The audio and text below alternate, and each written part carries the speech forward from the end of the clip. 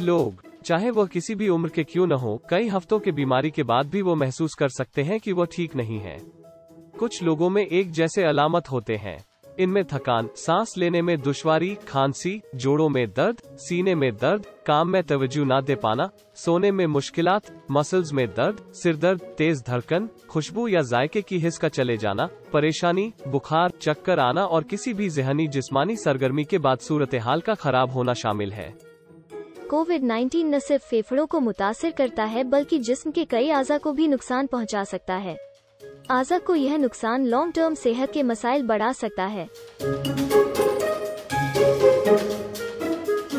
कोविड-19 virus खून के sales में क्लॉट्स बना सकता है, जो दिल की संगीन बीमारियों का सबब बन सकता है, जैसे कि हार्ट अटैक।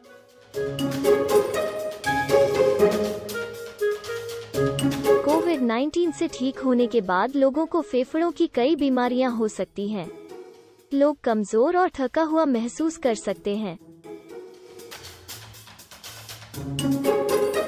कोविड-19 के बाद लोगों को स्ट्रेस कंट्रोल करना चाहिए। इसलिए स्टडी के दौरान या कोविड-19 की कहानियों सुनते हुए ब्रेक लेते रहें। स्ट्रेस कंट्रोल का बेहतरीन तरीका लंबे सांस लेना और मेडिटेशन है।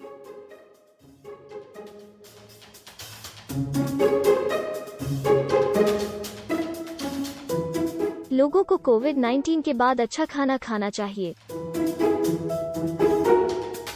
ज्यादा नींद लें और शराब से बचें।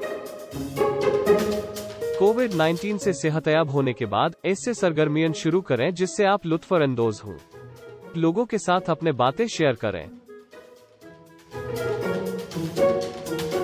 मरीजों को ठीक होने के बाद टेस्ट करवाने चाहिए ताकि अपनी सेहत को जांच सकें। सुबह शाम रोजाना वॉक करें और बेहतर है कि मुतवाज़न खुराक लें। यह बहुत कम होता है। कोविड से ठीक होने वाले बच्चों में ऐसे अलामत हो सकते हैं, लेकिन वे यह नहीं बताते। लेकिन बच्चों में ऐसे अलामत होना पॉसिबल है।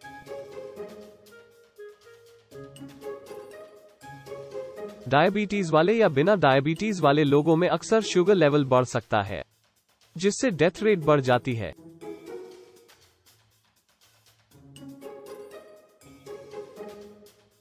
कोविड के बाद कुछ लोगों के बाल झड़ते हैं और किसी को बवासीर हो जाती है।